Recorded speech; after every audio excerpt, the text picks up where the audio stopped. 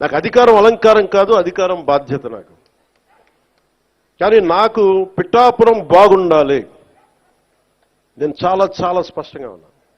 Law and order కనుక ఎవరన్నా సరే ఇష్టరాజ్యంగా ఎవరన్నా సరే ఇష్టం వచ్చినట్టు చేస్తే తొక్కి నారత్తిస్తాను ఒక్కొక్కరికి. మా ఇష్టం కుదరదట్లా.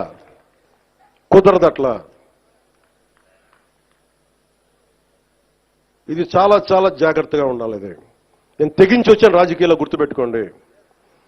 గుండాలకి చంపేస్తానంటారు నన్ను. మొన్న అడవుల్లోకి వెళ్ళాలంటే నక్సలైట్లు మందు పాత్రలు పెడతారంటే పెడితే పెట్టండి, పేలిపోతాను. కానీ నేను ఆపను నడక. అంత తెగించున్నాను, నేను గుర్తుపెట్టుకోండి. ఎందుకంటే నేను అభివృద్ధి కావాలి. పోలీస్ వ్యవస్థ ఏం చెప్తారు, సార్ అక్కడ వెళ్తే మీరు మందు పాత్రలు ఉంటాయి, ఇబ్బంది పెడతారు, భయపెడతారు.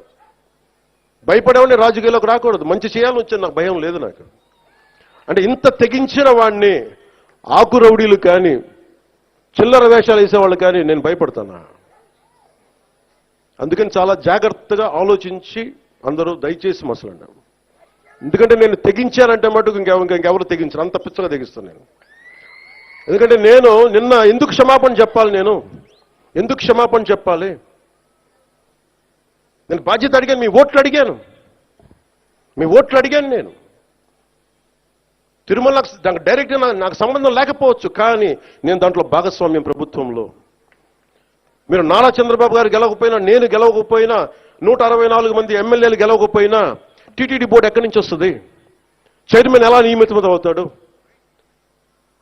ఆయన ఈఓ ఎలా నియమితం అవుతారు? ఈఓ ఎలా నియమితులు అవుతారు? మేము గెలిస్తేనే మీరు, అది ఎక్కడి నుంచి వచ్చింది మాకు గెలుపు? మీరిస్తే. అందుకు మీకు నేను క్షమాపణలు చెప్పాను. నేను కోరుకునేది ఒకటే, ఎప్పుడో చెయ్యని తప్పుకి జపాన్ లాంటి దేశంలో ప్రధానమంత్రి ఆయన పుట్టక ముందు జరిగిన తప్పుకి ఆయన పార్లమెంట్లో క్షమాపణలు చెప్పారు. మనం నేర్చుకోవాల్సింది. వాళ్ళు చేయకపోయినా 3 తరాల ముందు తప్పు చేసినా క్షమాపణలు చెప్పారు. నేను ఈ రోజున అడుగుతుంది, టీటీడీ బోర్డు పాలక మండలి చైర్మన్ గారు కానీ, సభ్యులు కానీ, ఈఓ కానీ, ఏఈఓ కానీ, మీరు ప్రెస్ మీట్ పెట్టి క్షమాపణలు చెప్పండి. నేను క్షమాపణలు చెప్పినప్పుడు మీకు క్షమాపణలు చెప్పడానికి నామోషి ఏంటి?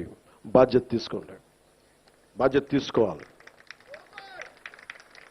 ఇది చాలా బాధ కలిగించేది. మాకు సంబంధం లేదంటే ఎట్లా? నా తప్పు కాదంటే రాజు 7 చేపలు కదలా, మరి ఎవరు చేస్తారు ఇది? నాకేం సరదా నాకు క్షమాపణలు చెప్పడం? నేను దోషిగా నిలబడాలా ఇలాంటి సంఘటనలో?